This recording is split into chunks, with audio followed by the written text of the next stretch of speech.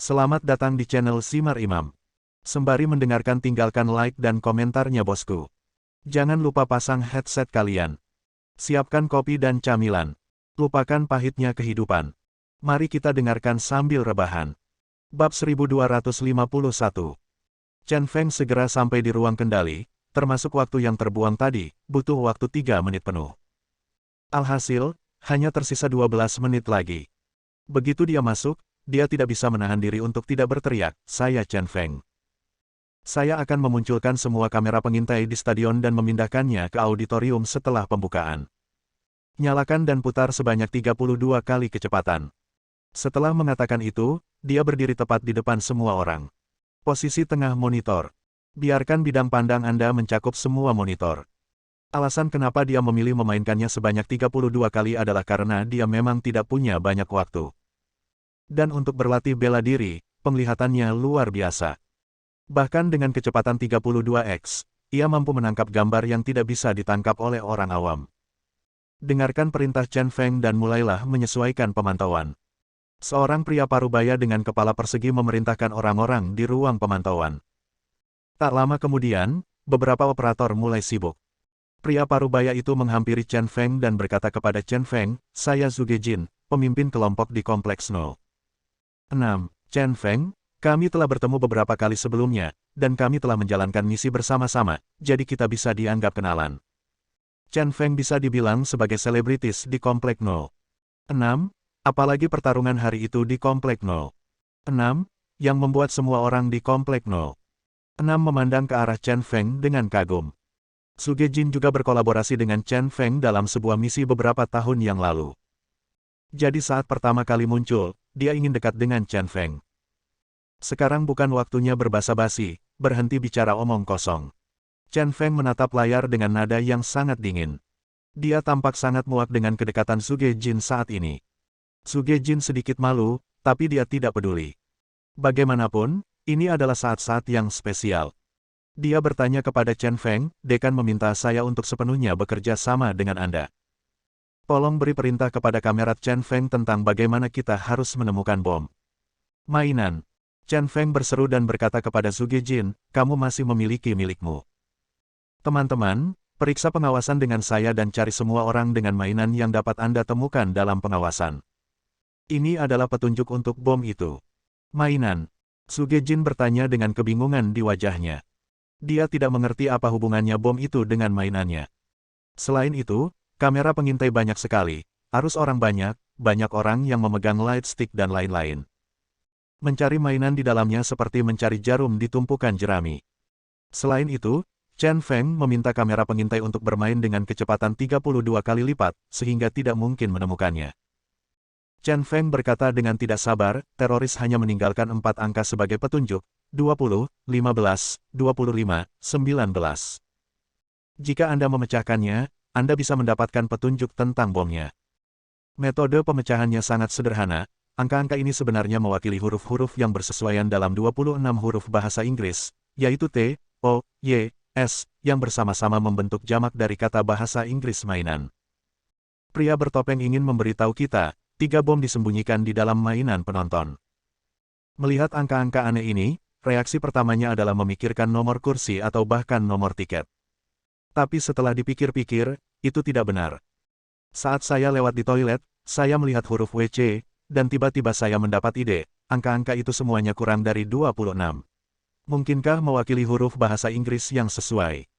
Jadi, dia mencoba menemukan huruf-huruf yang sesuai, menghubungkannya, dan mendapatkan kata mainan. Ini adalah bentuk jamak bahasa Inggris dari mainan. Jadi begitu, sungguh luar biasa. Zhu Gejin tiba-tiba menyadari dan sangat mengagumi Chen Feng.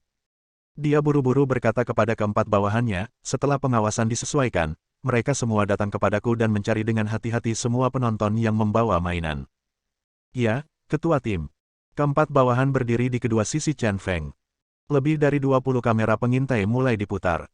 Kecepatan pemutarannya mencapai 32 kali lipat. Pada awalnya, Chen Feng mengingatkan beberapa orang, kuncinya adalah menemukan mainan mewah yang sedikit lebih besar. Mainan kecil tidak dapat menampung bom besar. Menurut pria bertopeng itu, berat bomnya tidak boleh kecil. Dan di sebuah konser, boneka semacam itu adalah tempat yang paling cocok untuk memasang bom. Sugejin dan keempat anak buahnya mengangguk dan mulai mengawasi pengawasan. Teman baik, setelah hanya menontonnya selama 10 detik, anggota tim Kompleks 06 sedikit terpesona. Pada kecepatan seperti itu, sangat sulit untuk menatap layar, dan hampir tidak mungkin membedakan apapun.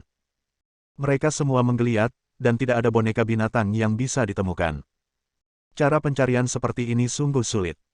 Tapi mata Chen Feng dengan cepat mengamati beberapa monitor seolah-olah perhatiannya terganggu. Kekuatan pengamatan mata telah mencapai tingkat yang mencengangkan. Tubuhnya tetap tidak bergerak, matanya berayun cepat dari sisi ke sisi. Setelah melihatnya hampir 1 menit, matanya tiba-tiba fokus. Berhenti. Dengan gerakan ringan, operator dengan cepat menghentikan layar. Chen Feng menatap layar dan berkata, mesin 03 bergerak maju dan mundur selama 3 detik, dan mesin 07 bergerak maju selama 2 detik. Sugejin dan keempat anggota timnya hanya tercengang. Itu sebenarnya mengunci 2 mesin pada saat yang sama, dan akurat hingga detiknya. Pengamatan yang mengerikan, sungguh menakjubkan. Setelah mendengar perintah Chen Feng, operator segera menyesuaikan mesin 03 dan mesin 07 maju masing-masing 3 detik dan 2 detik sesuai dengan apa yang dikatakan Chen Feng. Adegan itu membeku dan semua orang menantikannya. Gambar pertama memperlihatkan seorang wanita mengenakan rok mini dengan banyak mainan di tangannya. Mainan ini memiliki liontin, tongkat cahaya, dan yang terpenting, 3 mainan mewah. Dan wanita ini memberikan salah satu mainan Pleasant Wool kepada seorang anak laki-laki. Pada adegan kedua, wanita ini masih memberikan boneka domba yang sedang direbus kepada seorang gadis remaja. Ketemu, tidak salah lagi, ini bomnya. Chen Feng hampir yakin bahwa kedua mainan mewah ini adalah pembawa bom. Namun hanya 2 yang ditemukan, bukan yang ketiga. Dia melihat lebih dekat dan menemukan ada mainan mewah domba cantik tertinggal di tangan wanita itu. Menurut spekulasi ini, bom ketiga adalah domba cantik ini. Hanya saja belum diketahui kepada siapa wanita tersebut memberikan domba cantik tersebut. Setelah menerima informasi ini, Chen Feng berkata kepada Sugejin, bawa orang-orangmu dan naik ke panggung bersamaku. Setelah mengatakan itu, dia memimpin untuk meninggalkan ruang kendali dan melarikan diri. Dengarkan saja pembawa acara pria dan wanita serta beberapa selebritis di atas panggung, tetap menghibur penonton. Suasana hati penonton di lokasi kejadian juga relatif stabil. Dengan kecepatan ekstrim, dia bergegas ke atas panggung hanya dalam beberapa puluh detik. Tanpa penjelasan apapun, dia mengambil mikrofon dari pembawa acara pria dan berkata kepada penonton, jangan gugup semuanya, diam dan dengarkan aku. Di penonton di area L, ada seorang anak laki-laki dan seorang gadis remaja. Seseorang memberimu boneka, kambing.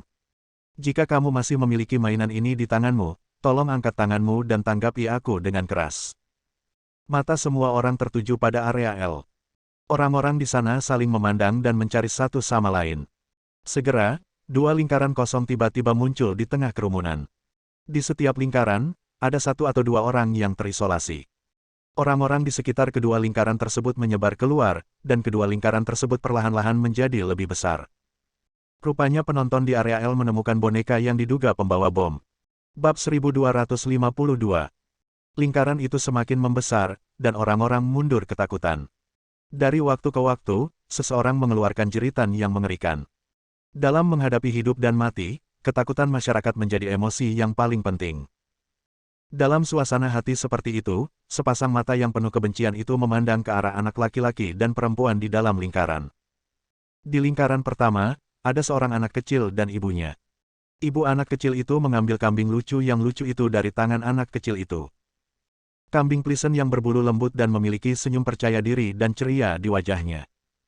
Tapi saat ini, dia tidak bisa merasakan kelucuan mainan itu sama sekali, dan dia sangat ketakutan. Sebagai seorang ibu, saya hanya ingin secara naluriah melindungi anak-anak saya. Jadi, saya mengambil kambing yang menyenangkan dan ingin membuangnya. Tapi begitu dia melakukan gerakan ini, dia mendengar semburan omelan datang dari dalam lingkaran. Juga, sepasang mata yang bisa membunuh orang. Pada saat itu, entah kenapa, tubuhnya gemetar, dan mainan di tangannya telah dibuang tanpa mengetahui di mana letaknya. Mata itu lebih putus asa daripada bom tak dikenal ini. Di lingkaran lain, ada seorang gadis berumur 10 tahun dan bibinya. Bibinya hanyalah seorang gadis yang baru saja masuk perguruan tinggi. Dua gadis yang belum pernah hidup benar-benar tercengang ketika mereka tiba-tiba menghadapi hal yang begitu mengerikan. Boneka domba diikatkan ke ransel gadis kecil itu. Bibi yang cemas itu menangis dan mencoba menariknya, tetapi karena kegugupannya, dia tidak bisa menariknya lagi. Pada akhirnya, kedua gadis kecil itu hampir putus asa, dan tangan bibinya perlahan gemetar. Untuk menghindari bom, penonton mundur membentuk lingkaran. Tak lama kemudian, terjadi penyerbuan lagi karena kerumunan.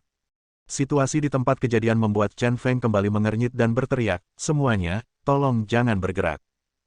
Berdiri saja di tempat kalian berada. Masih ada 7 menit sampai bomnya meledak, jadi jangan panik. Juga, saya tidak tahu di mana bom ketiga berada. Jika Anda bergerak ke suatu tempat, Anda mungkin lari ke lokasi bom ketiga. Percayalah, tetap di tempat Anda berada dan saya akan segera mengambil kedua bom ini." Ketika Baixian dan selebriti lainnya melihat ini, mereka semua menghibur penonton. Pemandangan yang semula kacau menjadi stabil kembali karena kenyamanan. Saat itu, Zhuge Jin juga bergegas mendekat. Chen Feng buru-buru menyerahkan mikrofon kepada Zhuge Jin dan berbisik kepadanya, "Kedua bom itu telah ditemukan, keduanya tidak dapat dipisahkan. Saya akan mengambil kedua bom itu sekarang." Dan menurut video pengawasan barusan, wanita yang membagikan boneka itu juga memegang boneka cantik di tangannya. Kemungkinan besar ini adalah bom ketiga. Setelah saya mengambil kedua bom itu, Anda dapat menggunakan petunjuk dari mainan domba cantik mencari bom ketiga, apakah kamu mengerti? Chen Feng memahami betul bahwa sifat manusia itu buruk. Alasan mengapa semua orang sekarang diam, selain karena kenyamanan mereka, juga karena ancaman bom ketiga. Karena takut lari ke lokasi bom ketiga dan bingung, mereka memilih berhenti. Jangan pernah melebih-lebihkan sifat manusia kapanpun. Terutama saat pengambilan keputusan antara hidup dan mati. Ini juga alasan kenapa dia sengaja menyebutkan bom ketiga tadi. Oleh karena itu, masih belum jelas siapa yang merampas domba cantik tersebut, jadi mari kita tunggu sampai dia memecahkan kedua bom tersebut sebelum membuat rencana. Menurut petunjuk pengawasan sebelumnya, semua bom itu dikirim oleh wanita ini. Kalau begitu, kemungkinan besar bom ketiga berada di area L juga. Setelah dua bom pertama berhasil dipecahkan, bom lainnya berada di area L. Begitu ada petunjuk tentang bom ketiga, sebaiknya tangani secepatnya. Oke, silakan serahkan sisanya padaku. Zhuge Jin mengangguk dengan mata tegas. Sebagai pemimpin tim di Kompleks 06, kemampuannya dalam menangani berbagai hal sangat kuat. Saudara Chen, hati-hati. Chen Feng hendak melompat dari panggung ketika suara Baixian datang dari belakangnya. Ketika dia melihat ke belakang, dua mata besar Baixian yang berair penuh dengan kekhawatiran. "Tunggu aku kembali." 4 kata sederhana, senyuman sederhana. Lalu, seperti angin, dia langsung menuju kedua lingkaran di area L. Setelah berlari beberapa langkah, dia dihadang oleh orang banyak. "Semuanya, aku minta maaf." Dia meminta maaf, melompat, dan menginjak bahu beberapa pria. Seluruh orang itu seperti capung yang menyentuh air, dan dalam beberapa saat, dia sampai di lingkaran pertama. Lingkaran ini adalah lingkaran anak kecil dan ibunya. "Berikan padaku." Chen Feng mengambil mainan kambing yang menyenangkan dari ibu anak kecil itu. Pegang kedua telinga kambing yang menyenangkan dan sobek dengan keras. Setelah dirobek, sebuah bom hitam langsung terlihat di dalamnya. Bomnya tidak terlihat besar, dan ada pengatur waktu merah di atasnya, tapi belum dimulai. Tetapi ketika Chen Feng melihat bom itu, dia tidak bisa menahan diri untuk tidak mengerutkan kening. Ini adalah bom N yang sangat halus namun sangat mematikan. Meski tidak sebesar itu, namun lebih kuat dari bom yang dibuat Tan Xiaoting di ruang kelas sekolah Wang Xinyao di Qinzi terakhir kali. Tanpa pikir panjang lagi, dia mengambil bom itu dan melompat lagi. Menginjak bahu beberapa orang, kami sampai pada lingkaran kedua. Saat ini, kedua gadis itu sudah kehabisan tenaga karena menangis dan berpelukan dengan putus asa. Chen Feng tidak bisa berkata-kata, di bawah ketakutan yang ekstrim, orang mungkin kehilangan kemampuan berpikir paling dasar mereka. Gadis kecil itu mengikat domba ke ranselnya dan tidak bisa melepaskannya. Tidak pernah terpikir olehnya bahwa dia bisa melepas ranselku. Ia melangkah ke depan, meraih tali itu dengan kedua tangannya, dan dengan susah payah, tali itu langsung putus. Setelah domba dibawa pergi, kedua gadis itu merasa lega dan tetap berlari keluar. Demikian pula, Crazy Chen merobek boneka domba dari kepalanya. Benar saja, Ada juga bom N yang kuat di dalamnya. Masih ada waktu lebih dari 5 menit, seharusnya tidak ada masalah bagi Chen Feng untuk membawa kedua bom ini ke tempat yang aman. Merasa sedikit lebih nyaman, dia hendak memberi isyarat kepada Zhuge Jin untuk mulai mencari bom ketiga. Selama bom ketiga ditemukan, misi bisa diselesaikan dengan sempurna. Namun saat ini, layar lebar di atas panggung kembali menyala. Pria misterius bertopeng muncul lagi. Senang sekali dua bom ditemukan begitu cepat. Untuk menambah keseruan permainan, saat kamu menemukan bomnya, aku akan menyalakan bomnya. Kamu punya waktu 10 detik untuk menangani kedua bom ini. Setelah berkata ini, pria bertopeng di layar lebar menghilang. Namun saat ini, Chen Feng hanya mendengar suara bip. Ketika dia melihat ke bawah, dia melihat dua bom di tangannya sedang menghitung mundur. Dan waktunya hanya 10 detik. Apa-apaan ini? Chen Feng sangat marah atas perubahan aturan sementara pihak lain. Tetapi pada saat ini, tidak ada waktu untuk berpikir terlalu banyak, dan dia berteriak kepada penonton yang panik di sekitarnya, semuanya tiarap. Penonton benar-benar bingung. Setelah mendengar perintah Chen Feng, mereka semua secara naluriah jatuh ke tangan tanah. Chen Feng melirik dan melihat bagian dari rangka baja yang runtuh di pintu masuk tidak jauh, berdiri tegak di sana. Dia tidak punya waktu untuk memikirkannya, Devil May Cry in Hell diaktifkan, dan dalam beberapa saat dia bergegas ke rangka baja yang bersandar, menginjak rangka baja dan bergegas ke atas dengan seluruh kekuatannya. 5, 4, 3. Dengan 3 detik tersisa, dia telah mencapai titik tertinggi rangka baja. Lalu dia melompat dengan keras. Ketika dia melompat ke titik tertinggi tubuhnya, dia menggunakan seluruh kekuatannya untuk melemparkan kedua bom itu ke langit. 1. Bab 1253. Ruang kendali utama stadion dikendalikan oleh sekelompok orang misterius. Di ruang kendali, seorang pria bertopeng duduk di depan monitor di lokasi kejadian, mengamati semua yang terjadi. Hingga saat ini, kecuali beberapa posisi kamera yang rusak akibat ledakan, posisi kamera lainnya masih mempertahankan transmisi sinyal langsung. Pria bertopeng itu justru meminta anak buahnya untuk terus menyiarkan sinyal langsung ke siaran langsung televisi. Oleh karena itu, segala sesuatu di seluruh stadion masih diawasi oleh seluruh kerajaan naga. Bos, bagian luar stadion telah dikepung oleh tentara dan polisi. Kita tidak bisa melarikan diri. Seorang pria berkerudung hitam berkata kepada pria bertopeng itu. Pria bertopeng itu terlihat sangat tenang dan menjawab dengan acuh tak acuh, sebagai anggota VS, mampu menyebabkan insiden teroris berdarah sudah cukup membuat kami bangga. Hidup dan mati kami tidak penting. Hati pria bertopeng saat ini adalah bersemangat. Ia telah ditindas di domain O dan tidak diberi banyak kesempatan untuk menunjukkan VS terorisme. Kali ini, meski lokasinya diubah menjadi kerajaan naga, itu adalah siaran langsung yang menakutkan. Setelah itu, pasti akan membuat seluruh VS terkenal. Tidak hanya kerajaan naga atau domain O, tetapi seluruh dunia akan meninggalkan nama menakutkan mereka. Tentu saja, tidak ada yang sesederhana itu.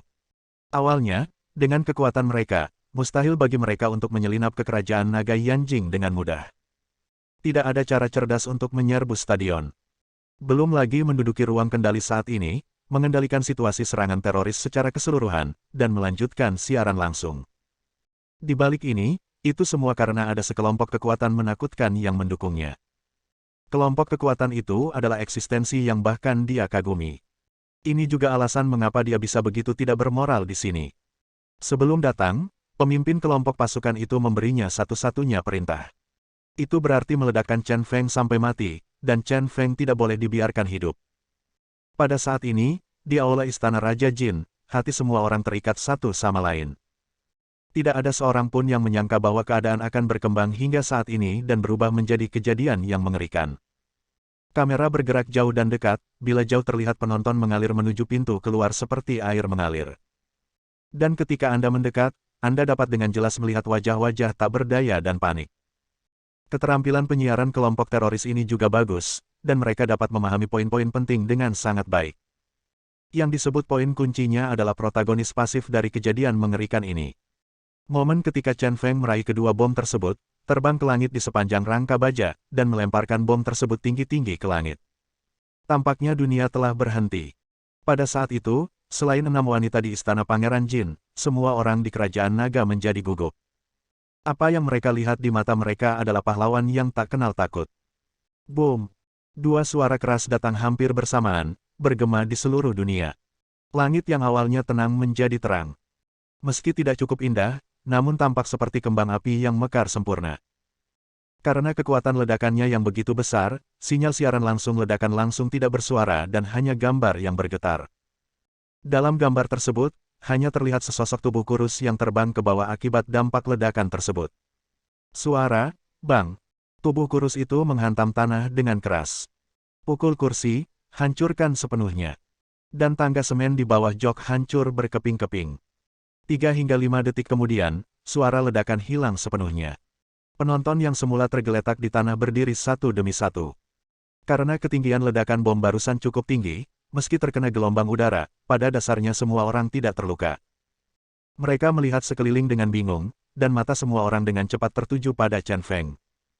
Saya melihat mulut Chen Feng berlumuran darah, dia terengah-engah, dan dia sangat kesakitan hingga sulit untuk bangun. Penonton sedikit terdiam, merasakan rasa bersalah yang tak terkatakan di hati mereka. Akhirnya, beberapa orang di barisan depan melangkah maju dan membantu Chen Feng berdiri. Segera setelah itu, sorakan datang. Ini adalah pengakuan masyarakat terhadap pahlawan. Kepala Crazy Chen berdengung, tapi sorakan dari penonton di sekitarnya sepertinya terdiam di matanya. Tidak ada yang terdengar. Kekuatan bom N sungguh luar biasa. Dengan kekuatannya, dalam 1 atau 2 detik terakhir, ia hampir melemparkan kedua bom tersebut hingga jarak hampir 10 meter. Pada jarak yang begitu jauh, perlindungan energi pertahanannya diaktifkan sepenuhnya dan lengannya melindungi wajahnya, namun dia masih terhempas oleh gelombang udara. Benturan yang sangat besar menyebabkan punggungnya membentur kursi dan melangkah dengan keras. Jika bukan karena tulang belakangnya, setidaknya dia akan cacat. Namun meski tulangnya tidak patah, bagian dalam tubuhnya masih terbentur dan mau tak mau ia muntah darah. Namun, meski harus membayar mahal, pada akhirnya tidak ada satupun penonton yang terluka. Ketinggian yang dia panjat, ditambah ketinggian yang dia lompati, dan terakhir ketinggian tempat dia melempar bom, membuat gelombang udara bom tersebut sangat tidak berbahaya bagi penonton di darat. Dia menelan darah di mulutnya, itu sangat mencurigakan. Dia menggelengkan kepalanya dan tiba-tiba menjadi lebih sadar.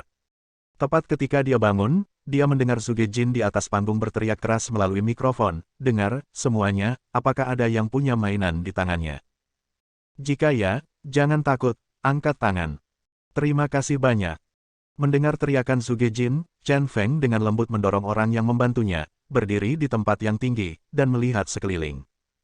Sekarang diperkirakan tinggal sekitar 4 menit lagi, jika bom terakhir tidak dapat ditemukan akan berbahaya. Namun, seluruh penonton terdiam selama setengah menit. Orang-orang berdiri diam, saling menatap, tetapi tidak ada yang berbicara. Chen Feng tiba-tiba panik dan berpikir, mungkinkah dia salah menebak? Bom terakhir bukan mainan domba. Saat dia memikirkannya, Bai Xian masuk dari kerumunan dan berdiri di samping Chen Feng. Dia tidak mengatakan apa-apa, hanya menatap Chen Feng dengan penuh kasih sayang, dan kemudian tinggal bersama Chen Feng. Dia tahu dia tidak bisa mengganggu Chen Feng sekarang. Tapi sebagai wanita Chen Feng, dia ingin menghadapi segalanya bersama Chen Feng. Chen Feng tergerak dan tidak mencoba mengusir Bai Xian dengan cara apapun. Niat tersebut tidak memberatkan, ia memahaminya. Pada saat ini, Bai Xian tiba-tiba berteriak keras, "Semuanya, pikirkan baik-baik atau lihat ke bawah dan lihat apakah Anda telah melihat boneka domba." Setelah Bai Xian berteriak, orang-orang di sekitarnya melihat ke bawah satu demi satu. Saat semua orang mencari dengan panik, seorang wanita meraih tangan seorang gadis berusia 7 atau 8 tahun, mengangkat tangannya, dan kemudian berteriak dengan ekspresi bersalah di wajahnya, "Maaf, putriku baru saja memegang seekor domba cantik di tangannya. Tapi mainannya hilang saat keluar." Kata sederhana, hilang, langsung menjadi pemicu yang menghancurkan saraf orang. Hilang. Kamu mencoba membunuh orang. Kamu orang-orang jahat, bisakah kamu membayar begitu banyak nyawa? Sudah berakhir, aku tidak tahu di mana bomnya, kita sudah selesai. Suara itu, tatapan mata yang memarahi dan sebal membuat gadis kecil itu merasa sangat sedih dan bingung. Dia memeluk ibunya erat dan teringat perkataan ibunya. "Ayahmu adalah pahlawan rakyat. Kami adalah anggota keluarga seorang pahlawan dan akan dihormati oleh banyak orang. Rasa hormat ini adalah pahlawan yang diubah oleh ayah, melindungi kami." Tetapi mengapa pada saat ini, mata orang-orang menatap ke arah dia dan ibunya penuh kebencian? Bab 1254 Suasana yang sangat tidak bersahabat di sekitarnya membuat wanita tersebut merasa dirugikan bahkan semakin marah. Dia memeluk anaknya erat-erat dan berteriak kepada orang banyak, ayah dari anak tersebut adalah seorang petugas pemadam kebakaran. Dia meninggal saat memadamkan api sebelum anaknya lahir.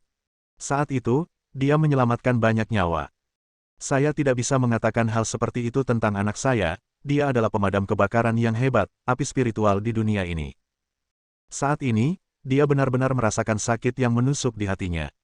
Anak tersebut tidak sengaja menghilangkan mainan domba, melainkan terjepit saat sedang ramai tadi. Sebelumnya, dia tidak tahu itu bom. Ironisnya hidup juga, ayah anak tersebut mengorbankan nyawanya untuk menyelamatkan orang lain. Namun saat ini, karena bahaya, ibu dan putrinya menjadi sasaran kritik publik. Lingkaran nasib selalu naik turun, yang membuat orang sangat putus asa.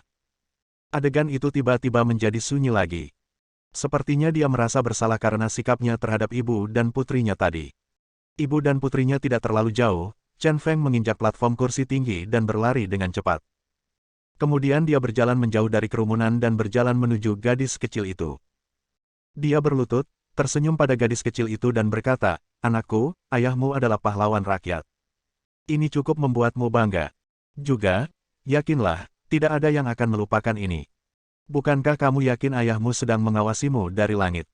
Meskipun gadis itu bingung, dia mengangguk tanpa sadar.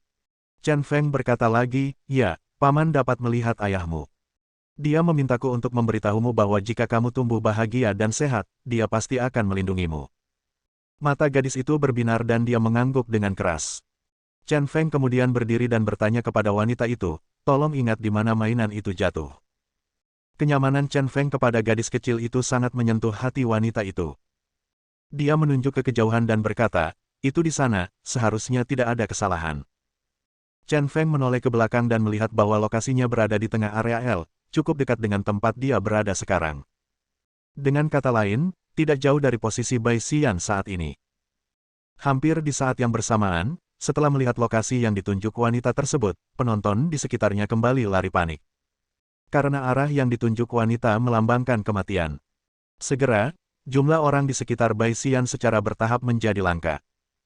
Tiba-tiba, seseorang di antara kerumunan yang melarikan diri berteriak, "Ini dia, bomnya ada di sini." Boneka domba awalnya berada di bawah bangku, tetapi secara tidak sengaja ditendang oleh kerumunan yang melarikan diri.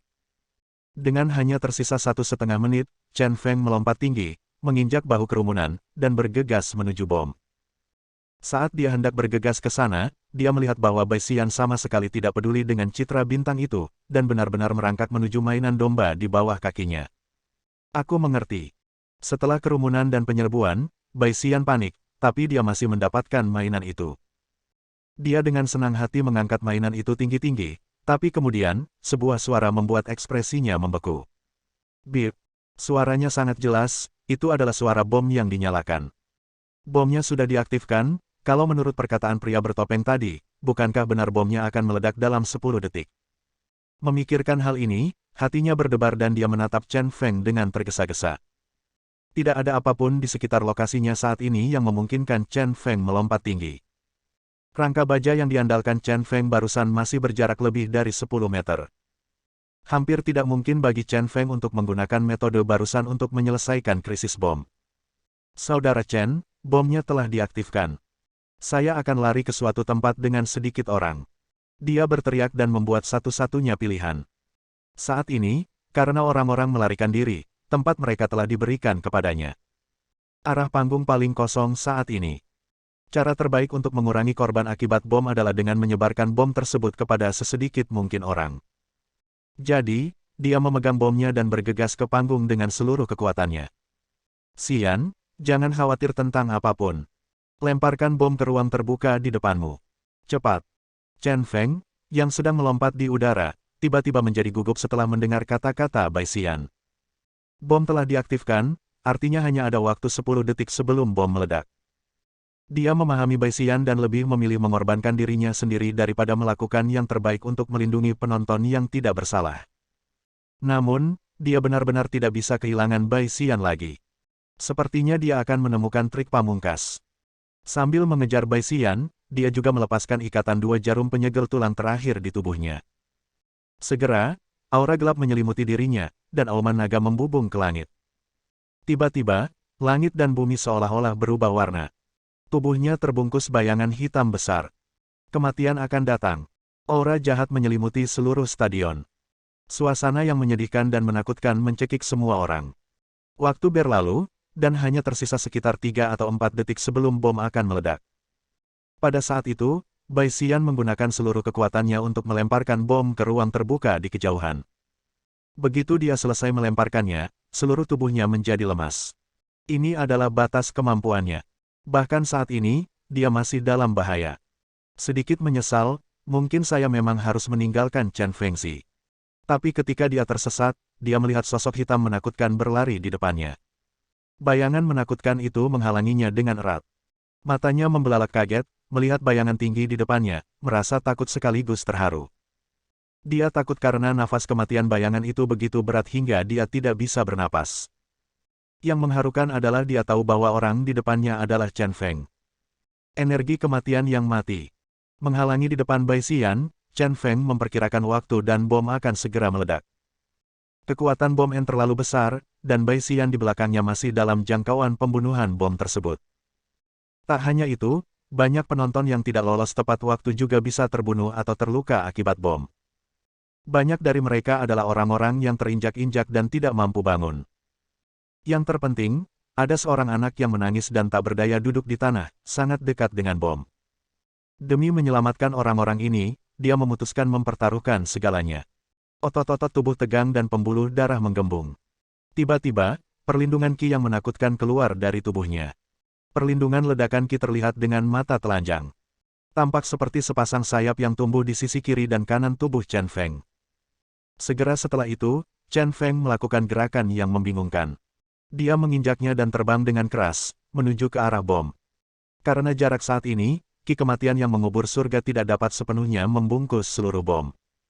Ledakan bom juga dapat melukai orang-orang di sekitarnya. Terutama anak yang menangis. Begitu jaraknya dekat, Qi kematian yang mengubur surga dapat membungkus bom dengan lebih baik. Hanya saja dia sendiri yang harus menanggung semua kerusakan akibat bom tersebut. Namun, punggungnya tak tergoyahkan. Saudara Chen. Bai Xian mengulurkan tangan kanannya dan memanggil. Tapi kemudian, ledakan yang membumbung ke langit datang dari depan. Itu secara langsung meledakkan seluruh dunianya. Boom! Seluruh stadion tampak bergetar dalam sekejap. Namun ledakan dahsyat seperti itu tidak mampu menggoyahkan sosok hitam itu. Pada saat itu, Dewa Kematian adalah penjaga terkuat di dunia. Bab 1255. Karena sedang hujan, langit di Yanjing sangat gelap. Di jalan raya, sesekali ada mobil yang lewat dan pejalan kaki berjalan berdua atau bertiga. Tampaknya sangat sepi. Lampu neon masih menyala, dan gedung-gedung tinggi memamerkan temperamen arsitektur metropolitan. Suara keras lainnya terdengar dari stadion sarang burung di kejauhan. Suara ini seperti batuk orang dewasa, tidak nyeri atau gatal di kota. Namun suara teredam inilah yang membungkam seluruh penonton di depan TV. Sosok hitam dan menyeramkan itu melebarkan sayapnya yang hangat dan menggunakan tubuhnya sebagai penghalang untuk menahan bom tersebut. Dia dengan paksa menelan semua kerusakan yang disebabkan oleh bom tersebut. Sungguh tindakan yang tragis. Di istana Pangeran Jin, kepala 6 wanita dilubangi dan memutih dalam sekejap. Dari kamera jauh, hanya sosok hitam berdiri yang terlihat. Inilah pria yang mereka sukai, pria yang berdiri tegak. Namun, dia juga orang yang membuat mereka sangat sedih. Untuk menyelamatkan orang, jika Anda menghadapi bom dalam jarak sedekat itu, apakah Anda masih bisa bertahan? Saat itu, kepala mereka dipenuhi pertanyaan-pertanyaan menyakitkan. Saudara Chen. Di stadion, Bai Xian berteriak dengan sedih dan bergegas menuju Chen Feng. Pada saat itulah punggung hitam itu, seperti ranting mati yang terbakar, roboh seluruhnya. Sayap hitamnya hilang. Semua kekuatan yang berasal dari tubuh Chen Feng menghilang. Bahkan, dia tidak bisa merasakan nafas kehidupan pada dirinya. Bai Xian menggunakan seluruh kekuatannya untuk memeluk Chen Feng yang jatuh. Ketika dia melihat penampilan Chen yang gila, dia berteriak kesakitan histeris. Saat ini, tubuh Chen Feng berlumuran darah dan daging. Hampir tidak ada tempat yang utuh. Tampilan menyedihkan itu tak tertahankan untuk dilihat. Saudara Chen. Bai Xian berteriak putus asa lagi, dada Bai Xian tercekat oleh isak tangis dan dia tidak bisa bernapas. Pikirannya menjadi kosong, dan dia pingsan karena sedih. Penonton di sekitarnya terdiam. Entah kenapa, hati mereka merasa tidak bahagia dalam segala hal saat ini. Bersalah dan sedih. Jika bukan karena orang ini, mungkin akan ada lebih banyak korban jiwa di antara mereka. Cepat, selamatkan orang-orang. Sugejin memimpin anak buahnya dan bergegas ke Chen Feng dan Bai Xian. Di Hotel Kuil Surga, Ji Rensuan menggelengkan kepalanya saat dia melihat semua yang terjadi di layar. Dengan kekuatan bom yang dialami Chen Feng barusan, dan fakta bahwa Chen Feng menggunakan kekuatannya sendiri untuk melindungi orang lain, hampir mustahil untuk bertahan hidup. Hasilnya, hasil pertandingan mengalami pembalikan yang menarik. Ji Mengyang, yang semula sekarat, masih hidup saat ini. Sebaliknya, Chen Feng meninggal lebih dulu. Meskipun Chen Feng tidak dibunuh oleh Ji Mengyang, karena perjudian, yang penting hanyalah hasilnya. Keempat keturunan klan kekaisaran semuanya sangat gugup. Meskipun Chen Feng mati, Ji Rensuan masih memiliki keputusan akhir dalam memutuskan menang atau kalah dalam perjudian. Lagi pula, jika Anda memiliki mulut bulat, apapun yang Anda katakan masuk akal. Misalnya, jika penilaian Ji Rensuan didasarkan pada kekalahan Chen Feng sebelumnya atas Ji Mengyang, maka mereka tidak akan mampu bersaing.